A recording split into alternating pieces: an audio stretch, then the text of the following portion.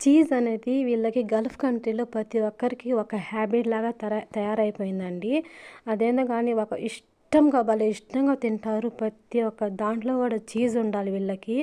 బ్రేక్‌ఫాస్ట్‌లో ఉండాలి. ఏవైనా కుబుస్లు, ఏవైనా రొట్లు, ఏవైనా చపాతీలు ఏమైనా తినాలంటే చీజ్ అనేది ఇక్కడ చాలా ఇష్టంగా తింటారండి వీళ్ళు. సూపర్‌గా ఇష్టంగా తింటారు. అదే మనం తినలేం గూడా. అది అలవాటు ఉన్న వాళ్ళే తింటారు. ఈరోజు ఏందంటే ఇది సమోసాలకి స్టఫింగ్ ఎలా తయారు చేస్తారు అనేది వీళ్ళు చీజ్ స్టఫింగ్ అనేది సమోసాల్లో చీజ్ స్టఫింగ్ ఎలా తయారు చేయాలో మీకు ఒక వీడియో చూపిస్తున్నాను.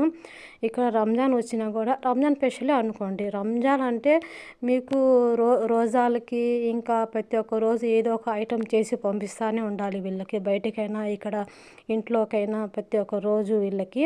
అందువల్ల ఒక్కొక్క రోజు సమోసాల వేరే వేరే చేస్తామండి. అలాంటిది ఇది చీజ్ సమోసా అండి.